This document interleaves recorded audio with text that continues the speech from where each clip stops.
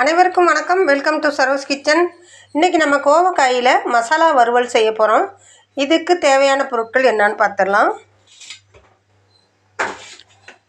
பூண்டு, வெங்காயம், 2 டீஸ்பூன் எண்ணெய், 1/2 டீஸ்பூன் கடுகு, 1/2 டீஸ்பூன் உளுந்தப்பருப்பு. அரைக்கிறதுக்கு 3 பச்சை மிளகாய், கொஞ்சமாக தேங்காய், சீரகம். இதை கொரப்பாக அரைச்சி எடுத்துக்கிறணும். ஸ்டவ் ஆன் பண்ணி கடாய் வச்சுருக்கேன். அதில் நம்ம எடுத்து வச்சுருந்த எண்ணெயை ஊற்றியாச்சு. இப்போ கடுகு உளுத்தம் பருப்பு.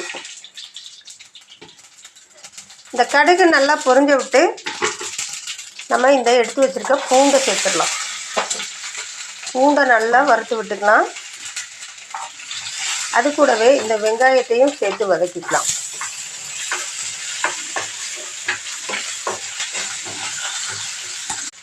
வெங்காயம் ஓரளவுக்கு குக்கானதையும் நம்ம எடுத்து வச்சுருக்க இந்த கோவக்காயை சேர்த்துடலாம். கோவக்காய் சுகர் பேஷண்ட்டுக்கு ஒரு அருமருந்து.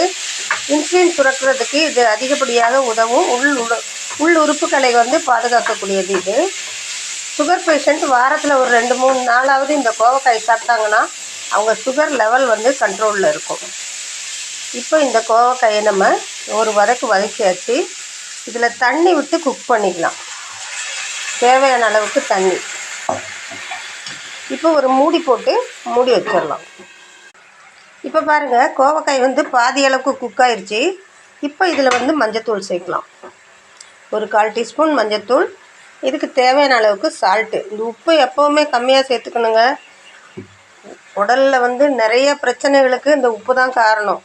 அதனால் உப்பை எப்பொழுதும் குறைவாக சாப்பிட்றது தான் நம்ம உடலுக்கு ரொம்ப நல்லது. மறுபடியும் இதை மூடி வச்சிடலாம்.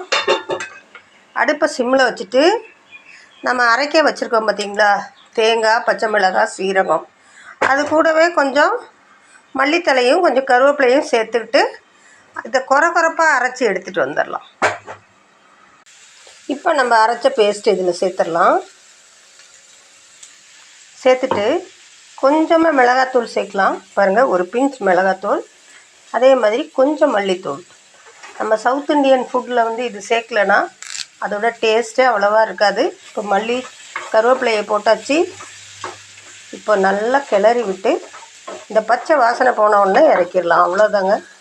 ரொம்பவே டேஸ்டியான கோவக்காய் வறுவல் இப்போ ரெடி ஆயிடுச்சு. இதை வேறொரு பாத்திரத்துக்கு ட்ரான்ஸ்ஃபர் பண்ணுறேன். ஒரு டிஃப்ரெண்ட்டான டேஸ்ட்டில் நான் கோவக்காய் வறுவல் செஞ்சுருக்கேன்.